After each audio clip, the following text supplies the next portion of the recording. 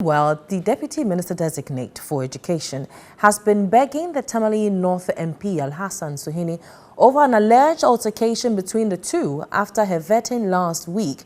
Gifty Twum Ampofo'S is under pressure over her approval from the minority side as the NDC MPs vow to reject her approval over a bribery allegation in a corruption watch report during her primaries. The House was forced for an adjournment on Thursday after the minority insisted her approval at the committee should read majority passage and not by consensus. Mr. Speaker, first, I'm hearing that apparently I have changed the report from the discussion so far. The report was presented, a copy was presented to the minority leader, a copy was presented to me. Apart from making corrections and sometimes making a little changes to the expressions, I have not added or subtracted anything. This is the entire report given me by the Secretariat. If there was no name in it, I couldn't have added to that, because I can't just add the name without the rest of the sequences and things would have changed. It's not practicable. If he overlooked something, he may say so. Mr. Speaker, this is what happened. I think on the Thursday, a week ago, after we closed proceedings, but before the decision were taken, Honorable Member for Tamale North, Honorable Suhuyini, walked behind me and whispered to me that he will vote against a particular nominee. Mr. Speaker, at the time of taking the decision, the Honorable Member was not present and did not take part in the vote. Nobody else raised the issue that this particular person has mandated me to vote against or not. Mr. Speaker, I think the rule is the decision is taken by members present and voting. What they are suggesting to me that because he told me he will not vote, he will vote against a particular nominee, probably I should have voted on his behalf. I don't have that mandate. Even at times, we will help him form a quorum. You can check the record. And Mr. Speaker, the Honorable Member for Tamale North, I sit very closely to him, walked to the two of us, and said that I'm voting against Honorable Gifty Twum Ampofo'S, but I'm stepping out to have food. He said it to me and him. He did. It is not outside. We were still in the room when the Honorable Suhuyini walked to the two of us and said that he will be voting against the Deputy Minister-designate for Education. So I then sought to ask from him, Honorable Suhuyini, why? I asked him why. Then he gave an explanation. Mr. Speaker, yesterday, yes, it's true, drafts are normally given to the chairman and probably me. I have requested the clerk of the committee to come into this room because normally my pen, table you are here, my pen, I have a funny way of correcting it. So when I read it, I singled out Gifty Twum, approval by consensus, and said substitute it for majority decision. When the Honorable Clerk of the committee comes, I'll let her show it to you openly. But I walked to the first Deputy Speaker to engage him that does he remember that Honorable Suhuyini indicated to him that he'll be voting against that Honorable Member. And Mr. Speaker, he assured me that he will take that on board.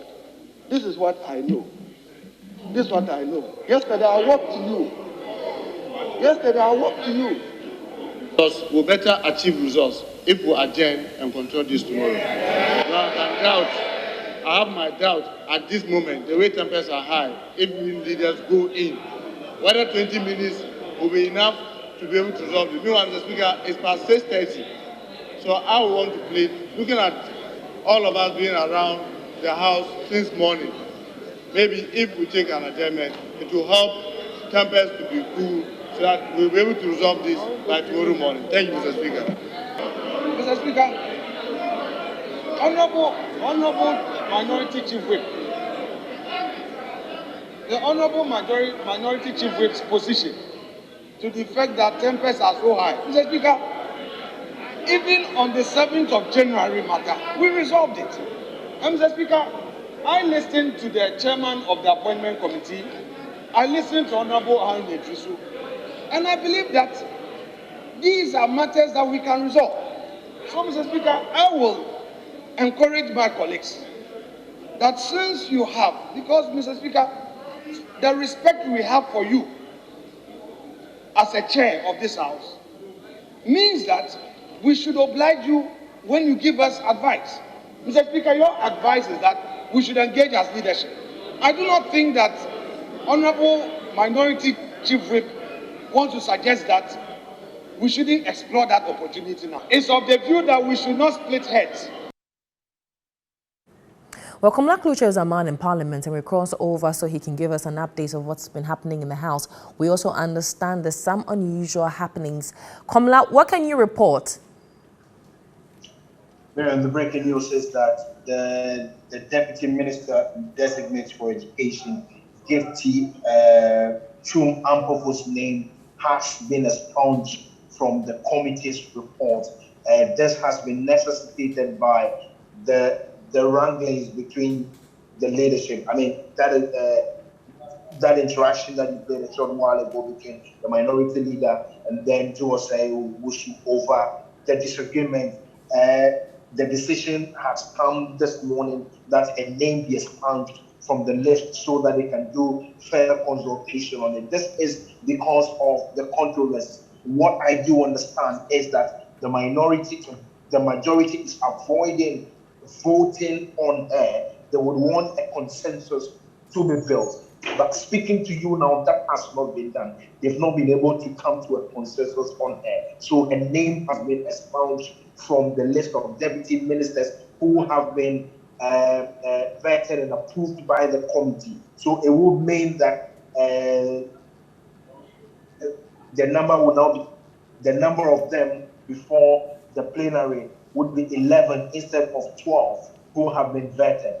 They are currently, as I speak with you now, the House is taking the report, and shortly after, the House will make a determination or would make a decision on it. My understanding is that both sides of the House, both the majority and then the minority, have agreed on the nomination of the various deputy ministers, in the exception of Gifty Twum Ampofo'S, whose nomination has come under controversy over the bribery allegation that was leveled against her by Corruption Watch, which the member of Parliament for Tamale North, the Honorable Al-Hassan Suhini, raised at the committee, after which there was an alleged altercation between the two of them. In fact, she had gone ahead to beg him as of last night, and even this morning we are told.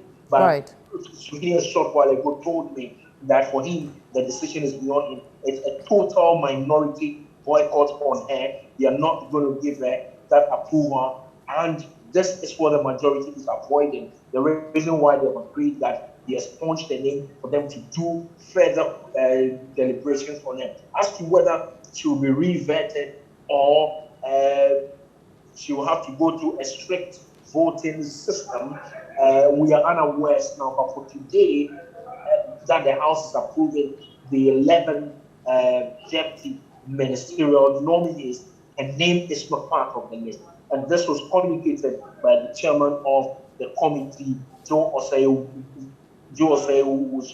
and this was seconded by Haruna Idrisu, who is vice chairman of the appointment committee of Parliament. Interesting outcome there. Definitely, it's not an outcome that is, was expected, especially from the majority. Thank you very much, Komla Kluche.